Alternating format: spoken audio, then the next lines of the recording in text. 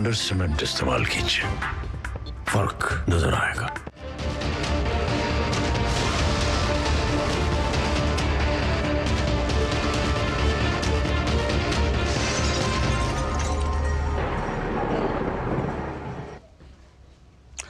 नमस्कार, DD news पर आप दो टूक देख रहे हैं। मैं हूं अशोक श्रीवास्तव। कांग्रेस पर पिछले कुछ समय से, सिर्फ कांग्रेस नहीं बल्कि इंडिया अलायंस पर पिछले कुछ समय से आरोप लग रहे हैं कि चुनाव को जीतने के लिए वो उत्तर दक्षिण का भेद खड़ा कर रही है। कांग्रेस के एक नेता खुलेआम ये कह चुके हैं कि दक्षिण भारत के साथ अन्याय होता है और अगर यह अन्याय केंद्र सरकार करती रही तो दक्षिण भारत को एक अलग देश बना देना चाहिए। उस पर खासा विवाद हुआ था। कांग्रेस के कुछ नेताओं ने खुद इस बयान पर शर्मिंदगी जताई थी, लेकिन इस बयान के बावजूद ऐसा लगता है कि इन दिनों जो हाल फिलहाल लगातार जो डेवलपमेंट हो रहे हैं उनको देखकर कहीं ना कहीं ऐसा लगता है कि इंडिया अलायंस की एक बड़ी नीति है बांटो और राज करो, और साथ साथ इसके साथ यह भी नीति है कि किस तरह से जो अपीजमेंट है, तुष्टीकरण, उसका कार्ड खेला जाए। ऐसा दो घटनाएं हुई हाल फिलहाल जिनको लेकर विवाद खड़ा हो गया। एक विवाद तब खड़ा हुआ जब डीएमके की सरकार ने, डीएमके के नेताओं ने तमिलनाडु में, चेन्नई में एक अखबार में विज्ञापन दिया और उस विज्ञापन में दरअसल जो भारत के वैज्ञानिकों की उपलब्धि थी उसको दिखाने के लिए जो अंतरिक्ष यान का चित्र लगाया, उस चित्र में भारत नहीं बल्कि चीन का झंडा लगा हुआ था। सोचिए, भारत के वैज्ञानिकों की उपलब्धि, लेकिन झंडा जो है डीएमके ने चीन का लगा दिया। और जब इस पर विवाद हुआ, खुद प्रधानमंत्री नरेंद्र मोदी जब तमिलनाडु गए थे तो उन्होंने इस पर जो है आपत्ति जताई और उसके बाद डीएमके नेता सांसद कनिमोई ने मीडिया में आकर कहा चीन कोई दुश्मन देश थोड़ी है। सवाल यह नहीं है कि चीन दुश्मन देश है या नहीं है, सवाल यह है कि दरअसल जो उपलब्धि भारत के वैज्ञानिकों को दी, आखिर चीन का झंडा लगाने का क्या औचित्य है। अब इससे भी बड़ा विवाद तमिलनाडु में के बाद जो है दक्षिण के एक और राज्य में हो गया और वो राज्य कर्नाटक है। कर्नाटक में दरअसल जब राज्यसभा के चुनाव हुए तो राज्यसभा के चुनाव के बाद कांग्रेस के नेता नासिर हुसैन जब जीते तो वहां पर नारे लग रहे थे। अब उन नारों में एक वीडियो ऐसा आया है जिसमें नारों में ऐसा सुनाई दे रहा है कि वहां पर पाकिस्तान जिंदाबाद के नारे लग रहे हैं। सोचिए, पाकिस्तान जिंदाबाद के नारे लग रहे हैं, ऐसा कहा जा रहा है। और इसीलिए जो है पाकिस्तान जिंदाबाद के नारे जो है इसको लेकर आरोप लगे हैं और कांग्रेस की ओर से सफाई दी गई। कांग्रेस ने कहा ये नासिर साहब जिंदाबाद है और बीजेपी जो आरोप लगा रही है वो बिल्कुल गलत है। लेकिन इसके बावजूद जो है खासा विवाद हो गया इस पूरे मसले पर। कर्नाटक में जगह जगह बीजेपी इसको लेकर प्रदर्शन कर रही है और कांग्रेस के पाकिस्तान प्यार पर सवाल उठा रही है। कांग्रेस कह रही है कि अगर इसमें पाकिस्तान जिंदाबाद किसी ने नारे लगाए होंगे तो उसके खिलाफ कड़ी कार्रवाई होगी। लेकिन साथ साथ यह भी कहा जा रहा है कि यह दरअसल पाकिस्तान जिंदाबाद के नारे नहीं लगे, इसकी जांच करवा ली गई, ऐसा दावा किया जा रहा है। लेकिन बीजेपी इस मुद्दे पर आक्रामक है और कह रही है कि मोहब्बत की जो दुकान है उसमें पाकिस्तान के लिए इतनी मोहब्बत क्यों है। सोने पर सुहागा, या यूं कहें कि नीम ऊपर से करेला चढ़ा तब हो गया जब कांग्रेस के नेता बी के हरिप्रसाद ने यह बोल दिया, बाकायदा विधान परिषद में यह बोल दिया कि पाकिस्तान की दुश्मनी बीजेपी से होगी, बीजेपी की दुश्मनी पाकिस्तान से होगी। कांग्रेस को जो पाकिस्तान है ना वो दुश्मन लगता है ना वो दोस्त लगता है, बस एक पड़ोसी देश है। तो सवाल यह है कि क्या पाकिस्तान जो कुछ करता है उससे सिर्फ बीजेपी का वास्ता है? पाकिस्तान के आतंकवाद से क्या सिर्फ बीजेपी का वास्ता है? पाकिस्तान अगर भारत में आकर बम फोड़ता है, पाकिस्तान अगर भारत में आतंकवादियों की सप्लाई करता है, तो यह क्या सिर्फ बीजेपी का मसला है? इसको लेकर कर्नाटक की राजनीति गरमाई हुई है। आज दो टूक में इसी मुद्दे पर चर्चा करेंगे। चीनी एजेंडा चीनी झंडा और पाकिस्तानी एजेंडा। जी हां, ये जो चीनी झंडा अचानक से आता है, पाकिस्तानी एजेंडा आता है, इसके क्या मायने? और पाकिस्तान का एजेंडा आया भी कि ये सिर्फ आरोप है, क्योंकि विपक्ष की तरफ से अब थोड़ी देर में यह भी कहा जाएगा कि दरअसल जब जब चुनाव आते हैं बीजेपी पाकिस्तान को ले आती है चुनाव जीतने के लिए। इन तमाम मसलों पर, इन तमाम मुद्दों पर आज दो टूक करेंगे। इससे पहले कि आगे बढ़े, इस मुद्दे पर जो कुछ कहा सुना जा रहा है, जरा उसको सुन लीजिए।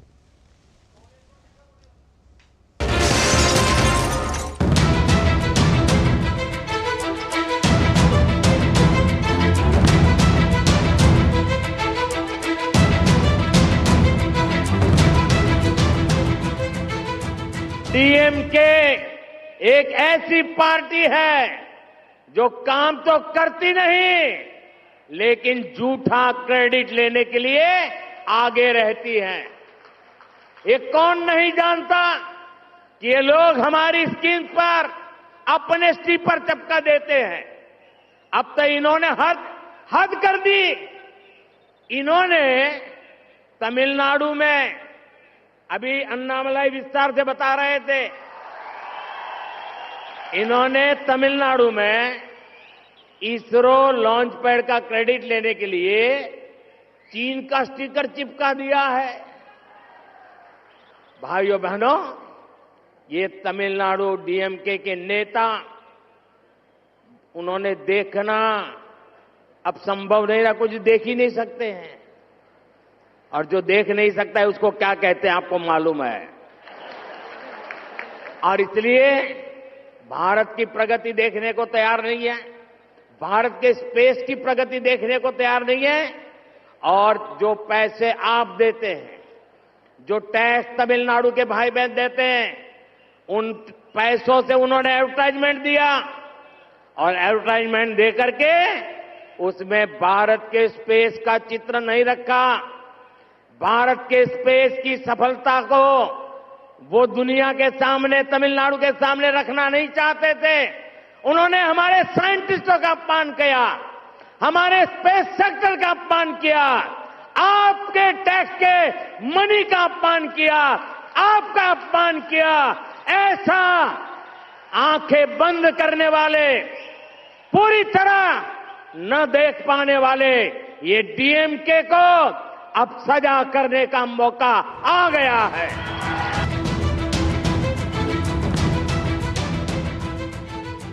कि इंडी गठबंधन की सरकारों में मिसाइल पे चीन का झंडा नजर आएगा, मगर आप आश्वस्त रहिए कि भारत की जनता इस हर एक चीज को, भारत की यह विवेकपूर्ण जनता हर एक चीज को बहुत गंभीरता से देख रही है।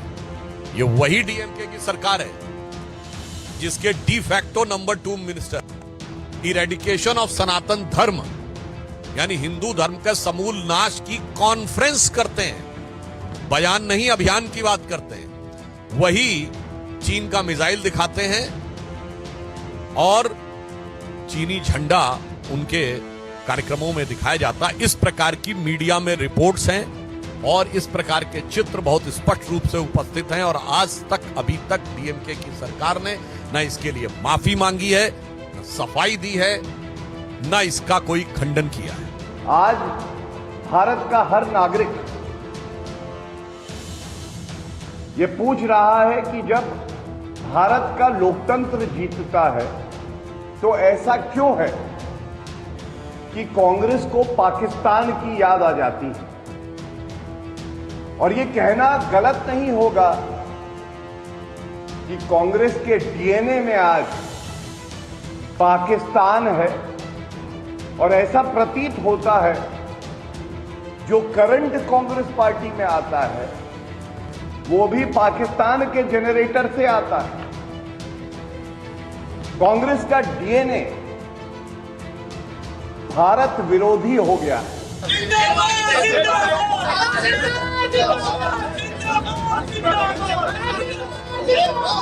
ಶತ್ರು ರಾಷ್ಟ್ರ ಅಂದ್ರೆ ಇವ್ರ ಪ್ರಕಾರ ಪಾಕಿಸ್ತಾನ್, ನಮಗದು ಶತ್ರು ರಾಷ್ಟ್ರ ಅಲ್ಲ, ನಮ್ಮ ಪಕ್ಕದಲ್ಲಿ ಇರ್ತಕ್ಕಂಥ ರಾಷ್ಟ್ರ, ಮಿತ್ರ ರಾಷ್ಟ್ರ. Congress party, when it was in power, they used to hobnob with the Pakistan. Now they are directly supporting the Pakistan. So I strongly condemn this, and I ask Mr. Rahul Gandhi what is his. BJP is desperate after their loss. They did not find anything. It's very clear in the audio that they say Nasir Hussain Zindabad, Syed Saab Zindabad. This is nothing but a desperate measure for the BJP to get back into the game. They will go to any extent to please their masters.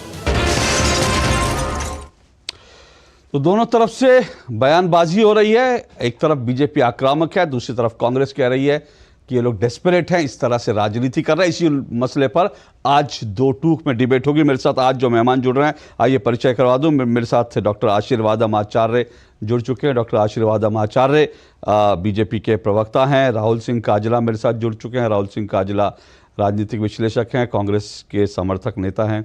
मेरे साथ Samajwadi party के प्रवक्ता अखिलेश कटियार जी जुड़ गए हैं। और मेरे साथ स्टूडियो में जुड़े हैं मेजर पवन कुमार, शौर्य चक्र से सम्मानित हैं और राजनीतिक विश्लेषक हैं, अवकाश प्राप्त मेजर पवन कुमार। चारों मेहमानों का बहुत बहुत शुक्रिया और स्वागत। सबसे पहले शुरुआत मैं करता हूं बीजेपी की तरफ से डॉक्टर आशीर्वादम आचार्य। डॉक्टर आशीर्वादम आचार्य, कांग्रेस कह रही है कि आप लोग डेस्परेट हैं, चुनाव में जो है वो पाकिस्तान और चुनाव में चीन का एजेंडा ला रहे हैं, जबकि वहां पर नारे लगे थे कि सैयद साहब जिंदाबाद। आप कह रहे हैं पाकिस्तान जिंदाबाद के नारे लगे, ऐसा क्यों? अशोक जी नमस्कार। आपने जो कहा था कि या कांग्रेस जो क्लेम करती है कि वहां पे नासिर हुसैन साहब का नाम लेकर के पुकारा गया है, पाकिस्तान के बारे में कुछ नहीं हुआ है, तो अगला दिन ही उन्हीं के सदन में उनके जो नेता हैं, उनका विधायक बीके हरिप्रसाद, उन्होंने क्या कहा वो भी देखने वाली बात है। तो उन्होंने कहा कि पाकिस्तान हमारे, उन्होंने एग्जैक्टली जो वर्ड उन्होंने जो कन्नड़ लैंग्वेज में बोला ना, पाकिस्तान नम्म शत्रु राष्ट्र अल्ला, मीन्स हमारे दुश्मन राष्ट्र नहीं है, वो हमारे पड़ोसी है। जो पड़ोसी 1947 में हमारे साथ लड़ाई किया, 1965 में इंडो पाकिस्तान वार हुआ है, 1971 में इंडो पाकिस्तान वार हुआ है, अटल जी के समय पे 1999 में कारगिल में वार हुआ है, जिसमें हमने बहुत बढ़िया सा जीत हासिल किया है। और 24 में हाल ही में 19 में 5 साल पहले जो पुलवामा में हुआ है, हमारे जो शहीद हुए थे जवान, उसके बदले में हमने बालाकोट में जो हमने आक्रमण किया, तो जो देश हमारे साथ हमेशा लड़ता रहता है और वहां से टेररिस्ट को जम्मू और कश्मीर में भेजा करता है, वो हमारे पड़ोसी है, बिल्कुल पड़ोसी नहीं है। भाई साहब, मैं ये कहता हूं, अगर कोई पड़ोसी देश का अगर दर्जा देना चाहता है ना, वो जो बीके हरिप्रसाद भारत का नमक खाने लायक आदमी नहीं है। नहीं, लेकिन डॉक्टर आशीर्वाद, एक बात है, टेक्निकली तो पाकिस्तान भारत का शत्रु देश नहीं, अभी तक भारत ने घोषित नहीं किया। कई बार सवाल भी उठते हैं, कांग्रेस की सरकारों पर भी सवाल उठे, आप पर भी सवाल उठे कि अभी तक भी जो है पाकिस्तान को हमने शत्रु देश घोषित नहीं किया है। तो टेक्निकली तो ये बात सही है। अगर टेक्निकल बात करते हैं ना, बहुत सारी चीजें सामने आएंगे। जो कांग्रेस वालों का जो एजेंडा है, आपने आज का जो एजेंडा बताया है ना, उनका जो चीन का और पाकिस्तान का जो एजेंडा वो चला रहे। और आपको ये भी स्मरण दिलाना चाहता हूँ, 2 दिन पहले आपके ही प्रोग्राम में हमने टुकड़े टुकड़े गैंग का जो नेतृत्व कर रही है कांग्रेस पार्टी और उसका साउथ इंडियन लीडरशिप कर रही है जो डीएम के द्रविड़ मुन्नेत्र कलगम, दूसरा उदाहरण भी आज आ गया है चीन के साथ। चीन का जो तस्वीर, चीन का फोटो लगा करके हमारे रॉकेट में, और उसमें तमिलनाडु के मुख्यमंत्री स्टालिन और वहां के 2 मंत्रियों का पिक्चर और कन्निमोजी जो उसका सपोर्ट कर रही है, उनका पिक्चर लेकर के फ्रंट पेज में कल पूरा तमिलनाडु में वहां पे छापा गया। क्या एजेंडा है ये तो कम से कम स्पष्ट करे, ताकि हमारे साउथ इंडियन लोगों को पता चल जाए इनका एजेंडा क्या है, और पूरी देश को भी पता चल जाए, क्योंकि अभी चुनाव आने वाला है। और ये जो इंडी गठबंधन है, इनका एजेंडा पाकिस्तानी एजेंडा इंडिया में चलाना चाहते हैं, चीनी एजेंडा भारत में चलाना चाहते हैं, या भारत के प्रति उनका कुछ जो नमक खाया है उसके प्रतिबंध नमक हराम तो न हो। ओके। तो यही हम उनसे सवाल पूछते हैं। ओके, राहुल सिंह काजला, ये ठीक है, मैंने भी कहा कि टेक्निकली अगर जाएंगे तो टेक्निकली जो है पाकिस्तान एक शत्रु राष्ट्र नहीं है, लेकिन वो मित्र राष्ट्र भी नहीं है। आज सबको मालूम है पाकिस्तान की नीयत क्या, पाकिस्तान क्या कुछ करता है। वो मित्र राष्ट्र भी नहीं है। और अगर वो बीके हरिप्रसाद कह रहे हैं कि भाई वो बीजेपी के लिए शत्रु राष्ट्र होगा, हमारे लिए नहीं है। सवाल यह कि अगर पाकिस्तान जो कुछ कर रहा है वो आगे बीजेपी के खिलाफ थोड़ी कर रहा है। पाकिस्तान तो भारत के खिलाफ एजेंडा चलाता है, भारत में आतंकवादी भेजता है, भारत में दुनिया भर में जाके भारत के खिलाफ मोर्चा खोलता है। तो पाकिस्तान से इतनी मोहब्बत क्यों? अशोक जी, मुझे लगता है कि सबसे बड़ा कंफ्यूजन तो इस समय भारतीय जनता पार्टी में ही है।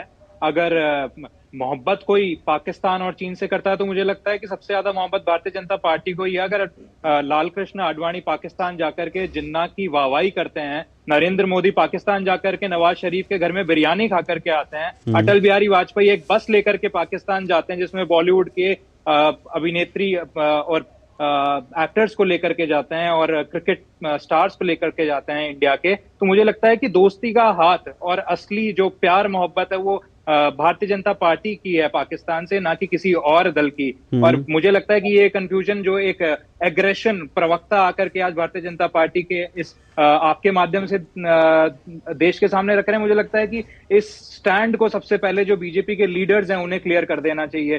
चीन की तरफ आज बीजेपी के नरेंद्र मोदी तमिलनाडु में जाकर के कह रहे हैं कि चीन का झंडा कैसे लगा दिया। तमिलनाडु के पड़ोसी राज्य केरला में हाथों में हाथ डाल करके शी जिनपिंग को बीच पर कौन घुमा रहा था? जब पिछले ही महीने चीन की सेना लद्दाख में घुसी तो हमारे ट्राइबल्स जो हैं वो वहां चीन की सेना से लड़ रहे हैं। हमारी सरकार क्या कर रही है? हमारे देश के रक्षा मंत्री संसद में ये कहते हैं कि 38,000 स्क्वायर किलोमीटर एरिया चीन ने कब्जा रखा है। तो रक्षा मंत्री का काम सिर्फ इतना ही रह गया है कि वो संसद में जाकर के इसकी जानकारी देश को दें। उन्होंने किया क्या है इस चीज के लिए? देश के प्रधानमंत्री संसद में आज तक इस चीज पर क्यों नहीं बोले कि चीन की सेना हमारी सीमाओं में कितनी अंदर तक घुस चुकी है? तो स्टैंड क्लियर करना। मैं आशीर्वाद जी आ रहा हूं। राहुल जी, इसमें एक टेक्निकल चीज है। मैं देखे वो आपने राजनीतिक तौर पर जो कहा वो ठीक है, और राजनीतिक तौर पर आशीर्वादम जी ने जो कहा मैंने उसको भी काउंटर किया, मैं आपको भी काउंटर करूंगा। 2008 में पाकिस्तान ने जब मुंबई पर आतंकी हमला किया था, आप कहने लगे अटल जी बस लेकर गए थे, ये लेके गए थे, तो भाई उस हिसाब से अगर मैं इतिहास में जाना शुरू कर दूंगा तो पंडित नेहरू, इंदिरा गांधी और पाकिस्तान के ऊपर क्या क्या जो है प्यार बरसाया गया था, मैं उस इतिहास में जाऊंगा ही नहीं। क्योंकि उस इतिहास में जाऊंगा तो बड़े सारे कच्चे चिट्टे खुलेंगे। मैं उस इतिहास में नहीं जाना चाहता जिस इतिहास में आप जाने की कोशिश कर रहे हैं, क्योंकि अगर वहां जाएंगे तो फिर सुनिए मेरी बात तो सुनिए। एक बात मैं हाँ, बोलिए। कांग्रेस पार्टी का इतिहास ये है, कांग्रेस पार्टी की इंदिरा गांधी ने पाकिस्तान के 2 टुकड़े कर दिए, 93,000 सैनिकों को पाकिस्तान में सरेंडर करवाया। तो सर मैं फिर कह रहा हूं राहुल काजला, अगर आप इतिहास में जाएंगे तो फिर इतिहास में सिर्फ टुकड़े करे थे, यही आप बता रहे हैं ना। वो ये नहीं बताएंगे कि पाकिस्तान बना इसलिए था क्योंकि कांग्रेस ने ये डिमांड स्वीकार कर ली थी। मैं इस इतिहास में नहीं जाना चाहता इसलिए। सुनिए, नहीं राहुल काजला, राहुल काजला, मेरी डिबेट आज कंटेम्परेरी इशू पर है। सुनिए, मेरी डिबेट आज कंटेम्परेरी इशू पर है। मेरी डिबेट आज उस पर नहीं है कि मैं आपको यह बताऊं पाकिस्तान किसने बनाया और पाकिस्तान कौन गया था। मैं आज की बात कर रहा हूं। और मेरी बात सुनिए ना राहुल काजला, मेरी बात सुन लीजिए। 2008 में पाकिस्तान ने भारत पर जब मुंबई पर आतंकी हमला किया, उसके बाद से जो है जो चीजें भारत और पाकिस्तान के रिश्ते बदले हैं। ठीक है, एक बात। दूसरी बात, आपने कहा ये गए वो गए, तो सबसे लेटेस्ट जो यात्रा है पाकिस्तान की ना, वो मणिशंकर अय्यर जी की है। और मणिशंकर अय्यर जी ने पाकिस्तान में जाके क्या कहा था आपको याद नहीं होगा, मैं याद दिलाता हूं। सुनिए, अरे सुनिए सर, मैं गिना रहा हूं। अरे फिर वही बात, आप पूरी बात मेरी सुन नहीं रहे। मणिशंकर अय्यर ने पाकिस्तान में जाकर यह कहा था, कांग्रेस के नेता, कांग्रेस के वरिष्ठ नेता, उन्होंने पाकिस्तान जाकर यह कहा था कि भारत से ज्यादा प्यार पाकिस्तान में मिलता है। और उन्होंने पाकिस्तान की एक सभा में कहा कि आप हमारा साथ दीजिए मोदी को हटाने के लिए। यह मणिशंकर अय्यर के बयान है कि पाकिस्तान हमारा, सुन तो लीजिए मेरी बात पूरी हो जाए। मणिशंकर अय्यर ने पाकिस्तान में जाकर कहा कि नरेंद्र मोदी को हटाने के लिए हमारा साथ दीजिए।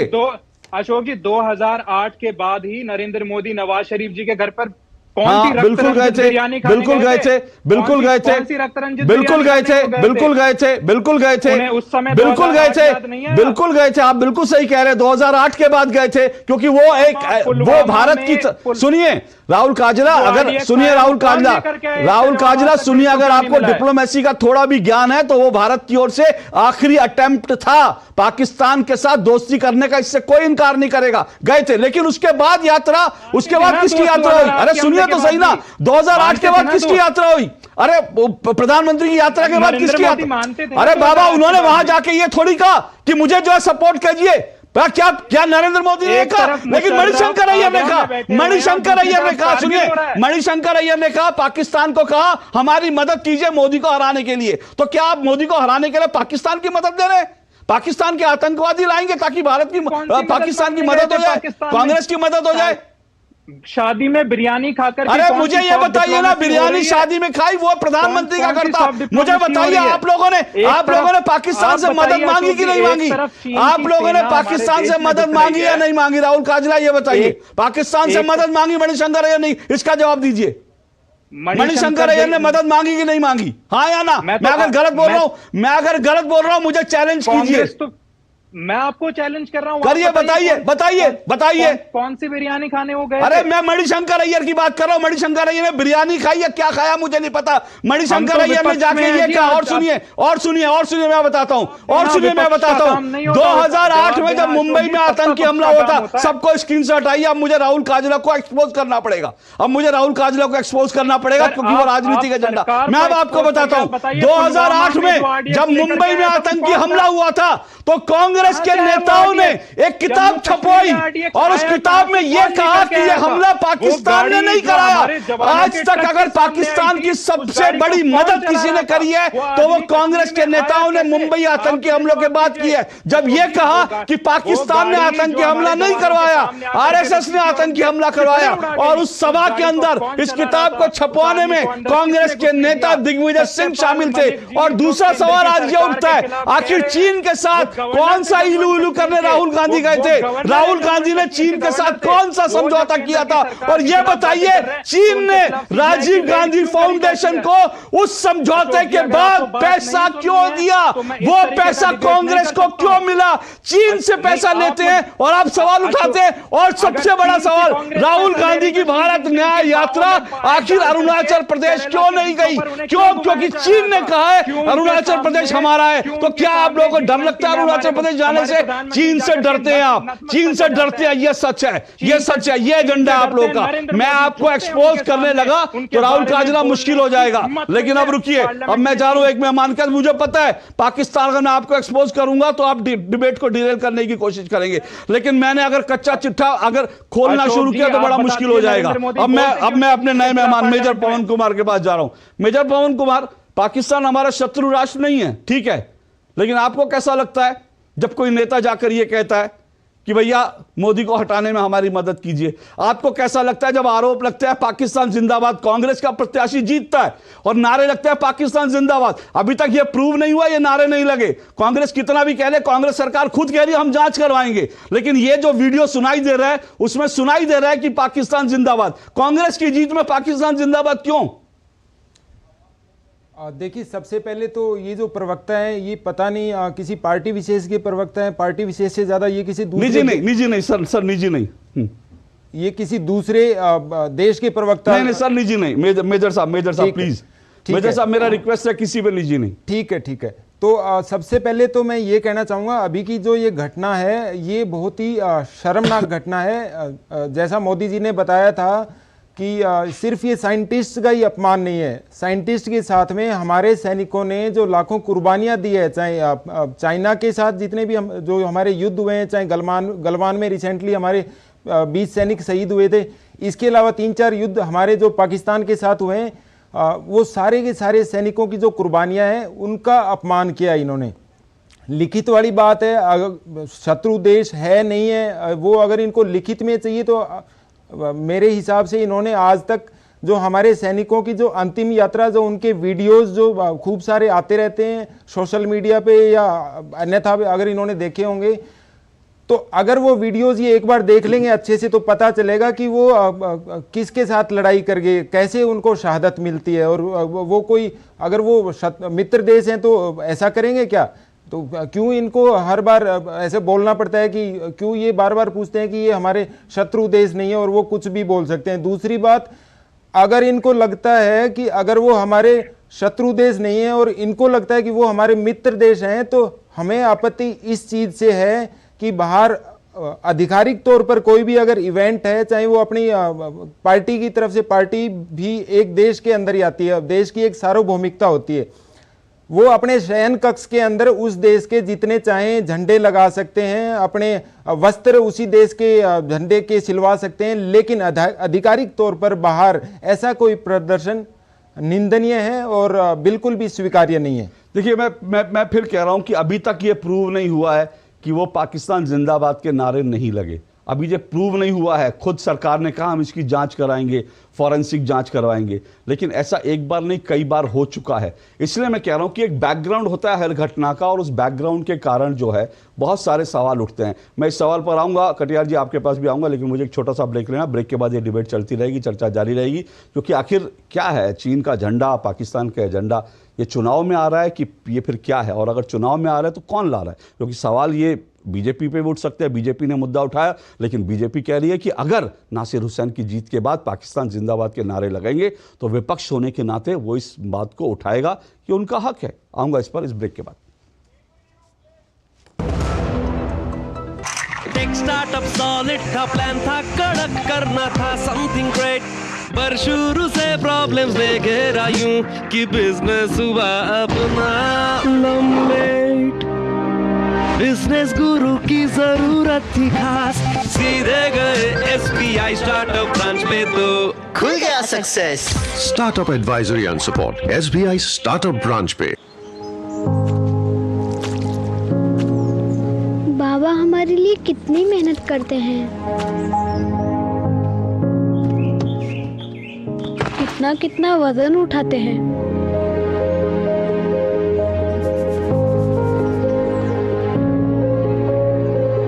कितना पसीना बहाते हैं।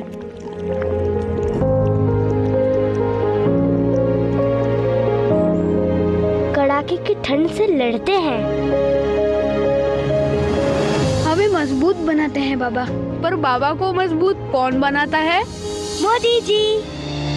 1.5 गुना MSP देकर, किसान सम्मान का उपहार देकर, ऑनलाइन मंडियां खोलकर, फसल बीमा का कवरेज बढ़ाकर, नैनो यूरिया की बड़ी ताकत देकर, बीज से बाजार तक मजबूत कड़ी जोड़कर। मेरे बाबा मजबूत तो देश मजबूत। Thank you Modi ji. सशक्त किसान, मोदी सरकार की गारंटी। लाइफ में फाइनेंशियल आजादी के लिए NPS जरूरी है। रिटायरमेंट में फाइनेंशियल आजादी रहे जारी, NPS से आज ही करे तैयारी। NPS जरूरी है। जल्दी करो यार, प्लीज जल्दी। दूसरा कोई मैच है क्या? ऐसा ही कुछ है यार, बैंक जाना है दादाजी को लेके। हाँ यार, उम्र होने पर कभी कभी मदद तो लगती है, पर बैंकिंग में नहीं। वैसे भी RBI कहता है सीनियर सिटीजन सबसे पहले। अगर आप 70 साल से ऊपर हैं और आप बैंक नहीं जा सकते तो बैंक आएगा आपके पास जरूरी सेवाएं लेकर, वो भी वाजिब दरों पर। सीनियर सबसे पहले। RBI कहता है जानकार बनिए, सतर्क रहिए। मोदी सरकार की गारंटी, सबका अपने पक्के घर का सपना होगा पूरा। 4 करोड़ पक्के घरों का निर्माण, हमारा संकल्प विकसित भारत।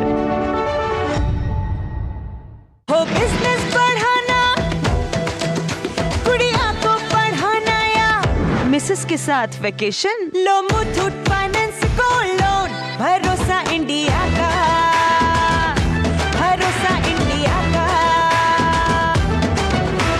मुथूट फाइनेंस, भारत का नंबर 1 सबसे भरोसेमंद financial services brand. Gold loan के लिए अभी कॉल करें 1-800-313-1212। दो टूक आप देख रहे हैं। दो टूक में हम चर्चा कर रहे हैं चीनी झंडा, पाकिस्तानी एजेंडा, क्योंकि एक तरफ हमने देखा कि डीएमके की सरकार ने तमिलनाडु में एक विज्ञापन के अंदर जो इसरो का अंतरिक्ष यान था उस पर चीन का झंडा लगा दिया। और दूसरी तरफ ये आरोप लग रहे हैं कि जो कांग्रेस के सांसद जब राज्यसभा का चुनाव जीते, नासिर हुसैन, उस समय वहां पर नारे लगे पाकिस्तान जिंदाबाद के। कांग्रेस कह रही है कि इसकी जांच करवाएंगे और जो भी दोषी होगा बख्शा नहीं जाएगा, लेकिन दूसरी तरफ कांग्रेस के कुछ नेता कह रहे हैं कि ये नारा नहीं लगा था। सच क्या हम अभी नहीं जानते, इसको लेकर विवाद चल रहा है, बहस हो रही है, लेकिन इन तमाम मुद्दों पर हम चर्चा कर रहे हैं। क्या कोई इसके पीछे एजेंडा है कि एक तरफ से जब दक्षिण में अलगाववाद की पहले शुरू में आवाज़ उठी, दक्षिण से ही सनातन को नष्ट करने की आवाज़ उठी, अब इस तरह से चीन और पाकिस्तान की एंट्री हुई है। इन्हीं पर चर्चा कर रहे हैं। 4 मेहमान मेरे साथ जुड़े हैं। डॉक्टर आशीर्वादम आचार्य बीजेपी से, राहुल सिंह काजला कांग्रेस के नेता हैं और समर्थक हैं, अखिलेश कटियार समाजवादी पार्टी से, मेजर पवन कुमार शौर्य चक्र से सम्मानित जो हैं वो पूर्व जो हैं सिपाही हैं।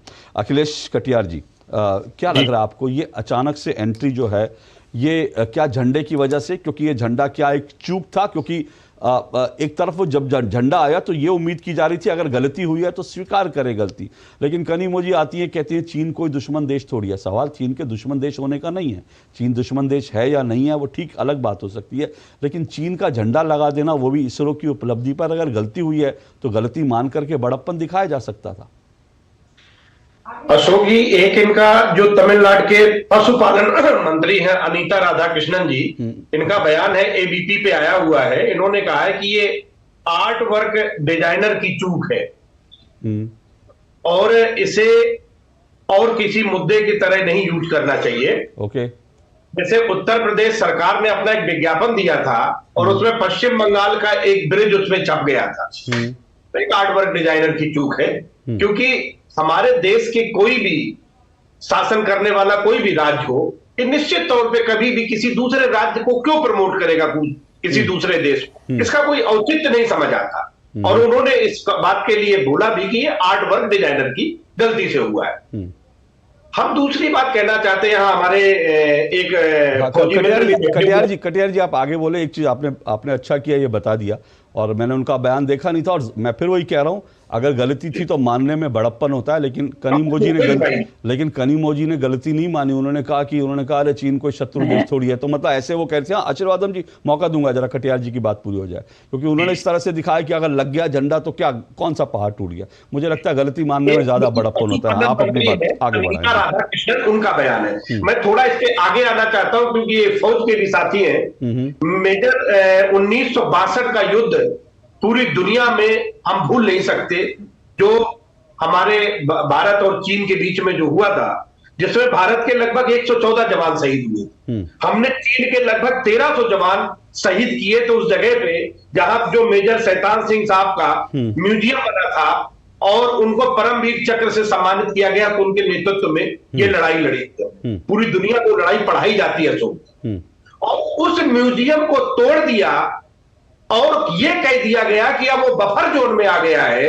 भारत सरकार ने उस म्यूजियम को बचाने के लिए भी काम नहीं किया। इतने राष्ट्रवादी है हमारी ये कहां ये म्यूजियम है, जरा उसको थोड़ा एक बार फिर बताएं प्लीज।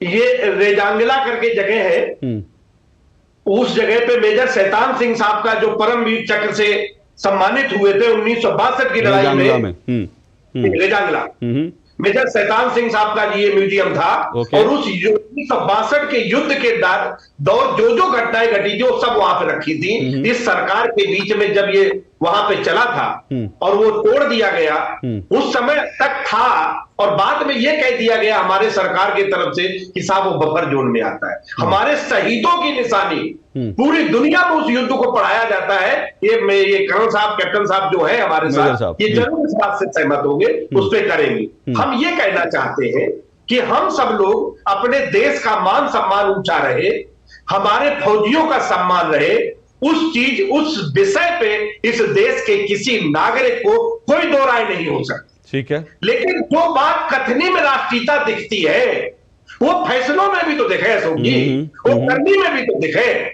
वो नहीं दिखती भारतीय जनता पार्टी। राष्ट्रीयता जब किसान आंदोलन करते हैं तो आप वहां भी कहते हैं कि वहां भी टुकड़े टुकड़े गैंग आ गए। जब मुद्दों की बात आती है तो उसे राष्ट्रवाद के उसमें लपेट के लोग मुद्दे खत्म कर देना, भारतीय जनता पार्टी इस चीज में माहिर है। सेक्रेटरी जी आपने बिल्कुल ठीक कहा, सेना के सम्मान पर कोई समझौता नहीं होना चाहिए, लेकिन तब जब आप ये जब आप ये बात कहते हैं तब फिर ये सवाल मेरे जहन में बार बार अटता है। जब सेना आती है, सेना आकर प्रेस कॉन्फ्रेंस करती है और सेना प्रेस कॉन्फ्रेंस करके कहती है कि हमने सर्जिकल स्ट्राइक की है, तब सेना से जो लोग सबूत मांग रहे थे वो मुझे बताने की ज़रूरत नहीं है कौन लोग कह रहे थे सबूत मांग रहे थे, ये नाम सब जानते हैं। दूसरी तरफ जब भारतीय वायुसेना ने जब एयर स्ट्राइक की तब जो है ये कहा गया कि भारत के विमान तो वहाँ पर कौवा मारने गए थे। वो बयान भी किनके हैं मुझे उन लोगों का नाम याद दिलाने की ज़रूरत नहीं। सेना के सम्मान जो है जाहिर सी बात है सबको करना चाहिए, लेकिन नवजोत सिंह सिद्धू से लेकर कांग्रेस आम आदमी पार्टी के नेताओं ने सेना से सबूत मांगे थे, ये कोई भूल नहीं सकता। लेकिन मेजर साहब आप कुछ कहना चाहते थे, फिर मैं आशीर्वादम जी के पास आऊँगा। जी। तो मैं जो ये एक बात कह रहे थे कि जो रेजांगला में जो मेजर शैतान सिंह का जो मेमोरियल था उसको विखंडित किया था या फिर हमने उसको आगे उसके ऊपर काम नहीं करने दिया था, तो वो एकदम ही मैं उस बात का खंडन करता हूँ। ये आधिकारिक तौर पे कहीं पे आया भी नहीं था और आई थिंक इन्होंने भी ज़्यादा से ज़्यादा कहीं रील में देखा होगा या अनाधिकारिक तौर पर कहीं न कहीं दिखाई दिया होगा इनको।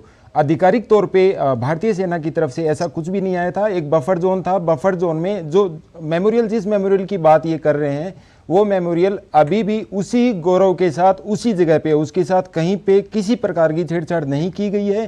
जिस मेमोरियल की ये बात कर रहे हैं वहां पे उसी रेजिमेंट के, कुमाऊं रेजिमेंट के जवानों ने दोबारा से, जहां पर उनकी शहादत हुई थी मेजर शैतान सिंह की, तो बफर जोन में आने के बाद अभी वो रेजिमेंट वहीं पे होने के बाद में वो एक नया मेमोरियल वहां पे बनाने की कोशिश कर रही थी, क्योंकि वो एक बफर जोन में था। तो अपनी अपनी जगह जब उनकी अगले दौर की कोई वार्तालाप हुई होगी चाइना की और इंडिया की, उनके सेनाओं की, तो वो अपनी अपनी जगह वापस पीछे हट गए। तो जो इनकी जो बात थी वो एकदम ही मैं उस बात का खंडन करता हूं, बिल्कुल भी सत्यता नहीं है, प्रमाणित नहीं है।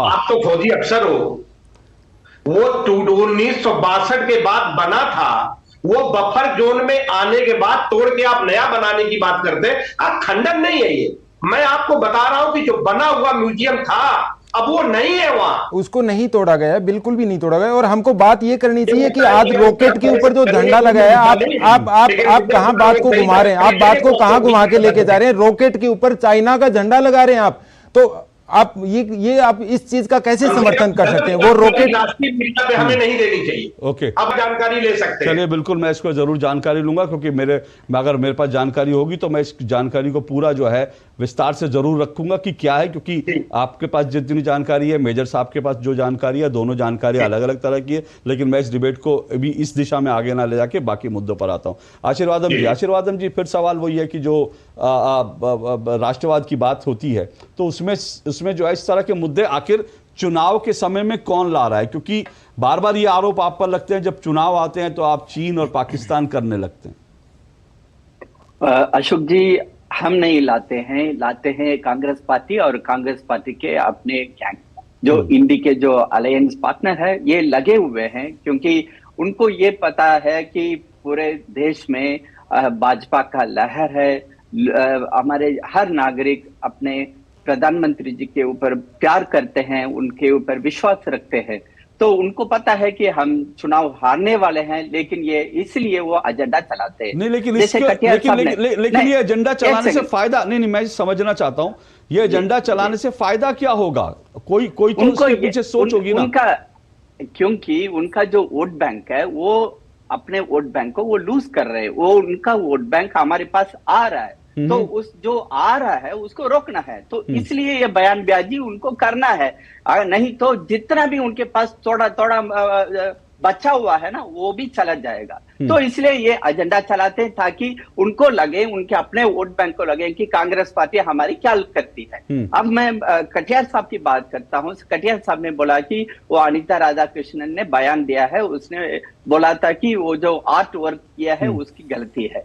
ये कब आया है? 48 घंटे 48 आवर्स के बाद। ये छापा कल सुबह 5 बजे हमने पेपर पढ़ा है, आपने देखा है। तो 48 आवर्स के बाद उनको ये कहना पड़ रहा है कि ये गलती हो गई। लेकिन कल के दिन में आशीर्वादम जी, एक मिनट आशीर्वादम जी, इस तरह की गलती होती है कई बार, आर्ट वर्क की अगर गलती है। हम मानते हैं, नहीं अशोक जी, हम मानते हैं गलती हर एक से हो सकती है, तो हम मनुष्य है, हम गलती करते हैं, लेकिन गलती करने का जो माफी मांगने का है 48 आवर्स के बाद नहीं मानते हैं। कल इन्हीं के लीडर जो मंच में बैठी हुई थी प्रधानमंत्री जी के साथ, तो उनका मंच से उतरने के बाद जो पत्रकार ने पूछा था कि क्या प्रधानमंत्री जी ने इसका उल्लेख किया है, तो उन्होंने बोला क्या वो पाकिस्तान हमारे पड़ोसी नहीं है, हमारे विरोधी देश है, सॉरी चीन हमारे विरोधी देश है। तो इनके अपने नेता वो कहते हैं, और आज के दिन में उन्होंने बयानबाजी किया है, वो पलट के दूसरी बात करते हैं। और अपने कजला साहब ने बोला है कुछ, मैं कजला साहब को बोलना चाहता हूं कि फॉरेन पॉलिसी अलग है और डिफेंस पॉलिसी अलग है। फॉरेन पॉलिसी में एक दूसरे देश के लगातार ये बात होती रहती है, लेकिन जब पड़ोसी देश हमारे ऊपर आक्रमण करता है उसका हम कड़ी सजा देते हैं और उसका जवाब देते हैं।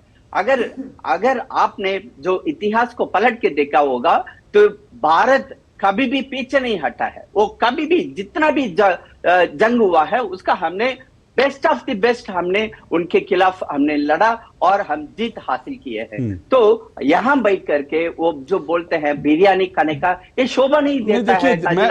जो आपने कहा आशीर्वादम जी, जो आपने बात की ना, मैं तो कहता हूं देश के हर प्रधानमंत्री ने, चाहे वो कोई भी प्रधानमंत्री, और ये नहीं भूलना चाहिए कि जो है आज़ादी के बाद से लेकर अब तक जितने प्रधानमंत्री हैं उन्होंने अपनी अपनी तरह से कूटनीतिक पहल की होंगी, अपनी अपनी तरह से उन्होंने डिफेंस को लेकर के किया होगा। लेकिन जब पॉलिटिकल पार्टियों में जब अचानक से प्यार उमड़ आता है ना, या किसी नेताओं के अंदर जब प्यार उमड़ आता है, क्योंकि अगर आप एक नेता हैं, अगर आप प्रधानमंत्री हैं, अगर आप विदेश मंत्री हैं, आप विपक्ष के नेता भी हैं, तो आपकी पॉलिसी एक अलग तरह से होगी, क्योंकि आपको डिफेंस और विदेशी मामलों में आपको कहीं ना कहीं आपकी एक भूमिका होगी। अटल बिहारी वाजपेयी भी विदेश मंत्री थे, माफ कीजिएगा विपक्ष के नेता थे, जब उनको भेजा गया था पाकिस्तान को काउंटर करने के लिए। तो ये सरकारों की पहल होती है, लेकिन नेताओं का जो प्यार होता है ना, वो खतरनाक होता है।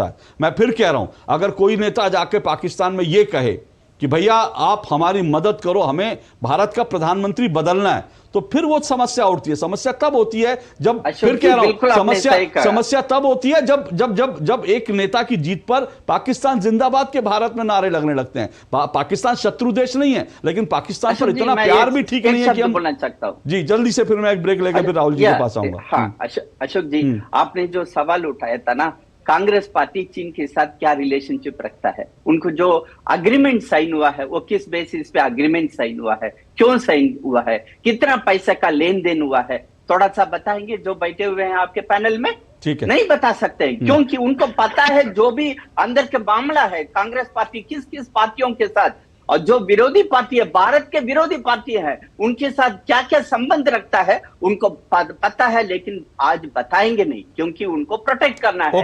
अपने जो साथी है कांग्रेस पार्टी को और कांग्रेस के जो आला नेता है उनको प्रोटेक्ट करने के लिए वो बैठे हैं। यही तो हम बोलते हैं एजेंडा चला रहे, ये एजेंडा चलाना रोकिए। 2024 जो अभी आने वाला चुनाव है उसके ऊपर ध्यान दीजिएगा, यही हम आपसे रिक्वेस्ट करते हैं। ओके, मैं एक ब्रेक ले रहा हूं, ब्रेक के बाद राहुल काजला आऊंगा, आपको रिस्पॉन्ड करने का मौका दूंगा, लेकिन इस छोटे से ब्रेक के बाद।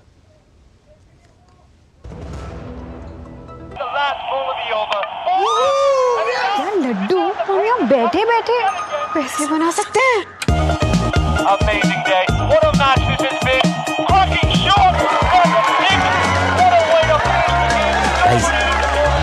मैं तुम्हारी बिजनेस आइडिया का बड़ा फैन हूं। अब बिजनेस चाहे जो भी, SBI का करंट अकाउंट तो चाहिए ना। SBI करंट अकाउंट से सिंप्लीफाइड बिजनेस ट्रांजैक्शन और ग्रेट कस्टमर सर्विस। SBI, देश का फैन। गोल्डी छोले मसाले, जहाँ जाए रिश्ते बनाए, जहाँ जाए रिश्ते बनाए, गोल्डी मसाले। लाइफ में फाइनेंशियल आजादी के लिए NPS जरूरी है। रिटायरमेंट में फाइनेंशियल आजादी रहे जारी, NPS से आज ही करे तैयारी। NPS जरूरी है।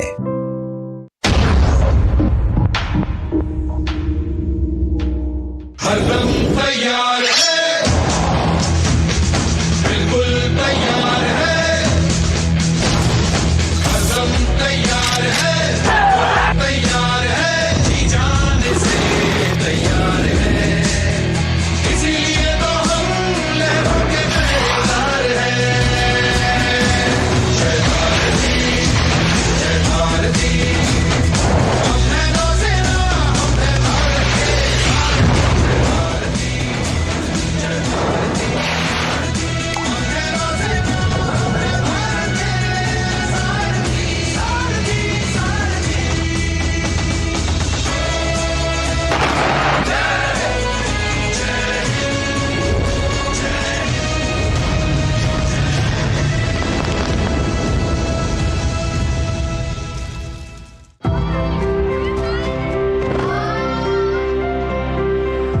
माँ हमें दुनिया की काली नजर से बचाती है।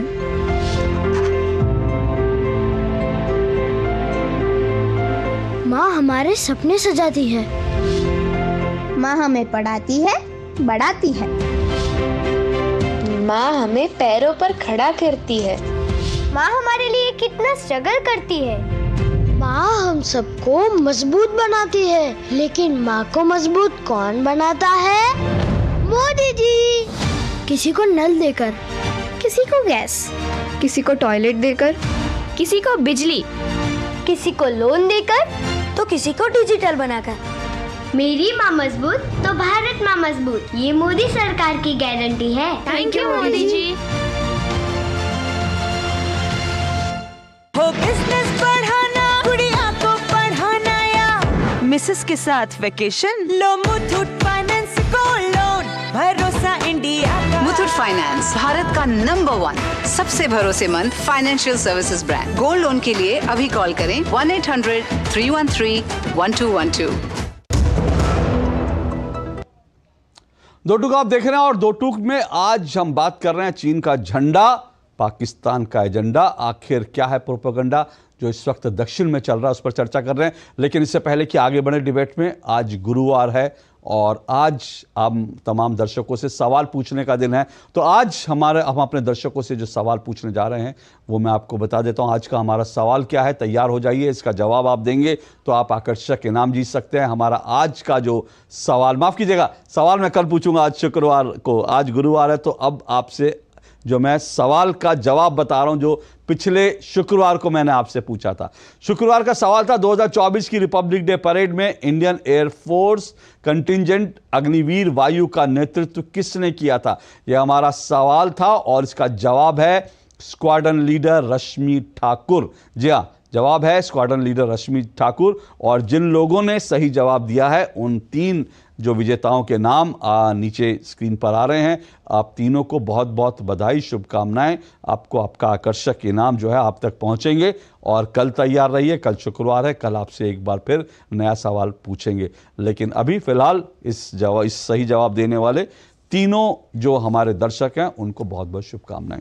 चलिए एक बार फिर से डिबेट की तरफ बढ़ते हैं। 4 मेहमान मेरे साथ जुड़े हुए हैं। राहुल सिंह काजला, देखिए ये तो आरोप प्रत्यारोप बहुत सारे लगते हैं। मैं कटियार जी 1 मिनट आता हूँ। अच्छा चलिए आप बोल लीजिए, फिर मैं राहुल जी के पास। अब क्योंकि हम लोग कंक्लूजन की तरफ जा रहे हैं जी, ये मुझे एक ही बात कहनी है, भारतीय जनता पार्टी के प्रवक्ता साहब बहुत अच्छी बातें रखे हैं, लेकिन जब चुनाव आता है आप अपोजिशन पे सवाल खड़े करते हैं, राष्ट्रवाद, हिंदुत्व। चुनाव के टाइम पे ये मुद्दे भारतीय जनता पार्टी को सूट करते हैं, ये भावना से जुड़े हुए मुद्दे हैं, क्योंकि इन मुद्दों के बीच में बेरोजगारी का मुद्दा खत्म हो जाता है, इन मुद्दों के बीच में किसान की बदहाली का मुद्दा खत्म हो जाता है, इन मुद्दों के बीच में आप छुपा सकते हैं कि कोरोना में जो मैनेजमेंट आप नहीं कर पाए, लाखों लाख लोगों का इस जान गंवानी पड़ी। तो आप अपनी बद इंतजामी जो अच्छे से सरकार नहीं चला पाएगा, उसकी जो असफलता है ये राष्ट्रवाद के नाम पे छुपेगी नहीं। 2024 में अशोक जी भारतीय जनता पार्टी को इसका खामियाजा भुगतना। कटियार जी देखिए 24 में तो जनता तय करेगी और जिसको खामियाजा किसको क्या मिलेगा मैं उस पर क्या टिप्पणी करूं, मैं ये तो सवाल जनता के लिए छोड़ देते हैं। लेकिन आपने जो एक बात कही, आशीर्वादम जी आप रुकिएगा, आप रिस्पॉन्ड कर, लेकिन मैं एक बात कहूं, आपने कहा ये तमाम मुद्दे जो हैं, चाहे किसानों का मुद्दा हो, बेरोजगारी का मुद्दा हो, आप ठीक कह रहे हैं, ये सब चुनाव में मुद्दे उठने चाहिए। लेकिन दुर्भाग्य की बात मालूम है क्या है, मैं जिन मुद्दों की बात कर रहा हूं, जिन पर हम आज चर्चा कर रहे हैं, ये मुद्दे खड़े कौन करता है, ये मुद्दे खड़े कौन करता है? अगर झंडा नहीं छपा होता, या फिर सुनिए मेरी बात, या फिर झंडा छपने के तुरंत बाद, झंडा छपा उसके बाद आप कह देते हां गलती हो गई, झंडा छपने के बाद आपकी इतनी बड़ी स्टेचर की नेता वो आकर कहती है कि चीन कोई दुश्मन देश थोड़ी है, फिर दूसरी तरफ जो नारे लगे हैं और वो नारे जो हैं वीडियो में सुनाई दे रहे हैं पाकिस्तान जिंदाबाद के, उसके ऊपर आप जांच कराते रहिए। अगर लगे हैं तो फिर आप ये मुद्दे क्यों आए? ये मुद्दे इसलिए क्योंकि नारे लग गए। हाँ बोलिए। जी, हम इस बात का पूरी तरह निंदा करते हैं। अपने देश में किसी ऐसे देश के नारे लगना बिल्कुल गलत बात है, और अगर ये नारे लगे हैं तो लगाने वालों के खिलाफ कार्रवाई होनी चाहिए। लेकिन जब उत्तर प्रदेश सरकार ने, अशोक जी, जब पश्चिम बंगाल का ब्रिज, ओवर ब्रिज अपने यहाँ छाप दिया था, उसमें किसी की टिप्पणी नहीं। सर दोनों को नहीं, दोनों उसको आप तमिलनाडु से जोड़ेंगे मैं मानूंगा, लेकिन पाकिस्तान के नारे लगना और बंगाल, पश्चिम बंगाल तो देश का हिस्सा है ना। अगर उत्तर प्रदेश ने छाप दिया तो चलो पश्चिम बंगाल को आप बधाई दीजिए। हाँ, दोनों का उन दोनों को नहीं मिलाना चाहिए। नारे जो है वो बिल्कुल गलत है। और जिसके लेकिन हाँ, राहुल काजा, एक बात है, ये जो एजेंडा जो है, देखिए मैं फिर कह रहा हूं कि राजनीतिक आरोप प्रत्यारोप अपनी जगह, लेकिन दक्षिण से ऐसा लग रहा है कि दक्षिण से इन चुनावों को लेकर एक अलग ही तरह का एजेंडा चल रहा है। क्योंकि देखिए पहले जो है दक्षिण से आवाज उठी सनातन को नष्ट करने की, कि सनातन धर्म, डेंगू, मलेरिया वो है, ये दक्षिण से आवाज उठी। उसके बाद कांग्रेस की एक सांसद दक्षिण से आकर ये कहते हैं कि भाई अगर हमारे केंद्र ने हमें हिस्सा नहीं है तो हम अलग देश की मांग करेंगे। तो ये उत्तर दक्षिण का डिवाइड जो है, ये सब क्यों? अशोक जी, मैं आपकी बात से पूरे तरीके से सहमत हूं कि मुद्दों पर बात होनी चाहिए, और मुझे लगता है कि इस बात को सबसे पहले प्रधानमंत्री जी को मानना चाहिए। मेरा सवाल भाजपा के प्रवक्ता से है कि देश के प्रधानमंत्री स्तर के नेता को क्या यह शोभा देता है कि वो जब तमिलनाडु में जाकर के मंच से बात करते हैं तो उनको यही बस एक मुद्दा मिलाती है, एक मिसप्रिंट जो न्यूज़पेपर में हो गया। क्या उन्हें इस बारे में बात नहीं करनी चाहिए थी कि जो कावेरी वाटर डिस्प्यूट सॉल्व करने में सेंट्रल गवर्नमेंट पूरे तरीके से विफल रही है, उसके बारे में बात नहीं करनी चाहिए थी? जो दोगलेपन की और सौतेलेपन की बात करी जा रही है सदर्न स्टेट्स के नेताओं द्वारा, क्या वो इस वजह से नहीं करी जा रही है कि जो जीएसटी में जो पैसा वापस उस स्टेट को अपने बेनिफिट के लिए मिलता है वो नहीं मिल रहा है? तो इस इशू को क्या प्रधानमंत्री जी को काजला जी एक मिनट सुन लीजिए। आपने नहीं सुनिए, हो सकता है अपनी बात पूरी करने दीजिए। नहीं काजला जी मैं अभी आप ही को मौका दूंगा, लेकिन मुझे सिर्फ इस बात पे आपत्ति है। सर मैं आप ही को मौका दूंगा, लेकिन मुझे सिर्फ इस बात पे आपत्ति है। हालांकि जीएसटी को लेकर के केंद्र के कुछ बयान है राज्य, लेकिन मैं उस डिबेट में नहीं जाता। लेकिन मैं कह रहा हूं कि अगर किसी राज्य के साथ कोई नाइंसाफी हो भी गई है तो क्या कोई ये कहेगा हम अलग देश बना लेंगे? क्या कोई सांसद जो है आके कहेगा हम अलग देश बना लेंगे? ये तो शर्मनाक है ना। अरे इस देश में अगर मान लीजिए मेरे साथ नाइंसाफी हो रही है तो मैं ये थोड़ी कहूंगा मैं अलग देश की मांग करूंगा। मैंने उस चीज को जस्टिफाई किया ही नहीं है। ठीक है, मैंने उस चीज को जस्टिफाई किया ही नहीं है। अब आप ये भी बता दीजिए कि क्या प्राइम मिनिस्टर को उस जीएसटी के इशू के बारे में बात नहीं करनी चाहिए? नहीं, जीएसटी क्या प्राइम मिनिस्टर को अपने फेलियर के बारे में बात नहीं करनी चाहिए थी कि वो कावेरी वाटर डिस्प्यूट जो तमिलनाडु और कर्नाटका में चल रहा है उसको सॉल्व नहीं कर पाए? उनके पास में बस एक मिसप्रिंट, जो कि आशीर्वादम जी कह रहे हैं कि 48 घंटे लगे, कल सुबह 5 बजे वो प्रिंट हुआ था।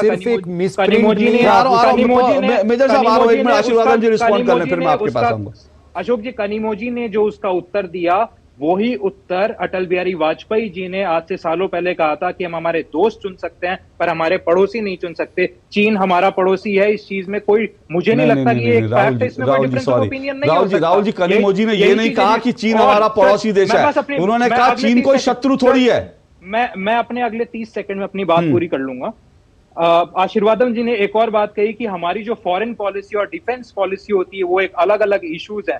तो हमारे फॉरेन पॉलिसी और डिफेंस पॉलिसी के बारे में क्यों ना पार्लियामेंट में जो कंसर्न मिनिस्टर्स हैं वो जवाब क्यों नहीं देते? ओके, चलिए आशीर्वादम जी रिस्पॉन्ड कीजिए। सर मेरे पास समय कम है। काजला साहब, हाँ अशोक जी, काजला साहब को मैं ये बताना चाहता हूँ कि ये जो जीएसटी की बात करी उन्होंने, जीएसटी में जितना पैसा तमिलनाडु सरकार को देना है उतना पूरा पैसा केंद्र से चला गया है। और दूसरी बात उन्होंने जो कहा कावेरी वाटर डिस्प्यूट का problem, no please listen to me, please listen to me. मैं तमिलनाडु को बिलोंग करता हूँ, मुझे पता है क्या हो रहा है उधर। मैं इंडिया को बिलोंग करता हूं सर। जो आप तमिलनाडु का विषय उठाए तो इसलिए मैं उसके बारे में मैं उल्ला क्यों? मैं भारतीय हूँ, मैं गर्व से कहता हूँ। ये जो इशू है तमिलनाडु के रिलेटेड है, इसलिए मैं आपको ये बताया उदाहरण। और दूसरी जो बातें कावेरी रिवर ट्रिब्यूनल का, जैसे ही सुप्रीम कोर्ट ने आदेश दिया है तुरंत बाद मोदी सरकार ने वहां पे कावेरी का जो बोर्ड है उसको तुरंत गठन किया है। तो उसके बाद अभी तक कोई प्रॉब्लम नहीं है, वहां पे सब सही से चल रहा है। और अपने जो अखिलेश कटियार जी ने बोला है, कोरोना की बात करा है, कटियार साहब आप भूल गए हैं, हम सब आज जिंदा है मोदी जी की वजह से जिंदा है। उन्होंने जो वैक्सीन दिया है हमको, जो टीका लगाया ना, हमको नहीं पूरे देश को और पूरे दुनिया को जो टीका लगाया दिया ना, उसकी वजह से हम जिंदा है। उसके लिए आप शुक्रगुजार रहिएगा प्लीज।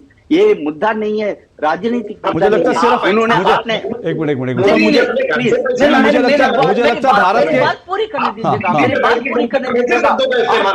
आपने जो कहा उसका मैं टोक रहा हूं। ओके मैं एक मिनट, सबकी आवाज रोक दीजिए। कोरोना के समय पे मैनेजमेंट नहीं हुआ है। ओके एक मिनट रुकिए सबकी आवाज। कटियार साहब और राहुल काजला, एक मिनट आशीर्वादम जी रुकिए।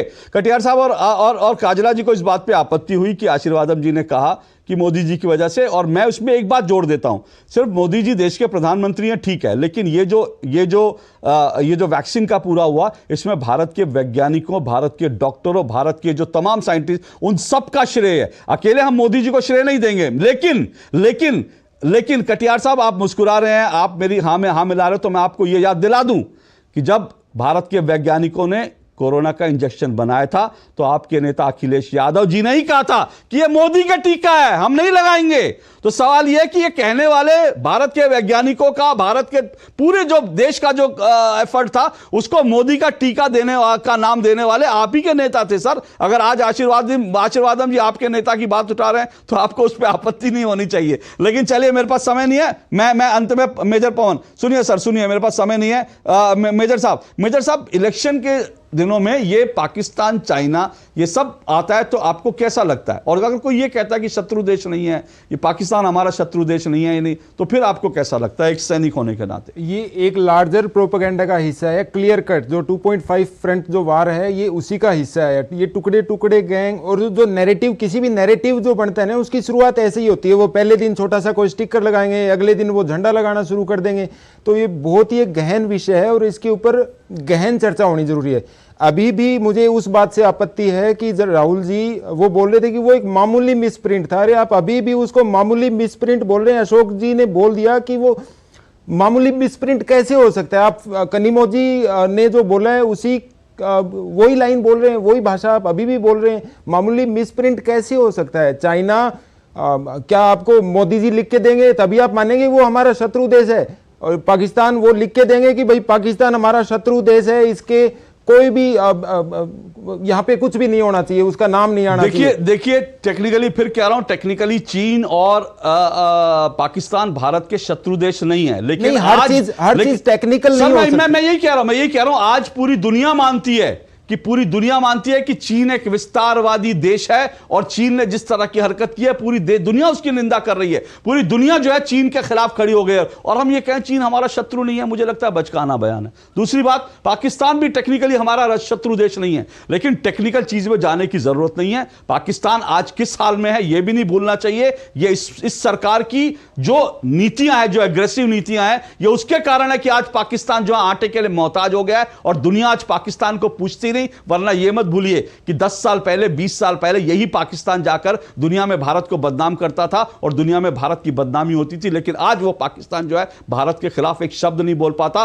बोलता है तो दुनिया भारत का यकीन करती है, पाकिस्तान का यकीन नहीं करती। यह भी नहीं भूलना चाहिए। और पाकिस्तान को आज जो जिस हालत में है, वो उसने जो आतंकवाद की नीति आगे बढ़ाई, उसी के कारण आज वो ये दिन भुगत रहा है। और जो दुनिया में आतंकवाद को बढ़ाएगा उसके साथ यही हश्र होना भी चाहिए। तो पाकिस्तान से अगर हमारी प्यार नहीं है तो हमारी दुश्मनी भी नहीं है, लेकिन पाकिस्तान से सहानुभूति रखने की भी मुझे लगता है किसी को जरूरत नहीं है। और पाकिस्तान जिंदाबाद के नारे भारत की जमीन पर लगे, मुझे लगता है कि कम से कम ये तो नहीं होना चाहिए। इसकी जांच होनी चाहिए, जिसने भी ऐसा किया उसके खिलाफ कड़े से कड़ा एक्शन होना चाहिए। बहुत बहुत शुक्रिया, समय इतना ही आज दो टूक में आप सबका जुड़ने के लिए। कल आपसे फिर मुलाकात होगी, आज सिर्फ इतना ही, इजाजत दीजिए, नमस्कार।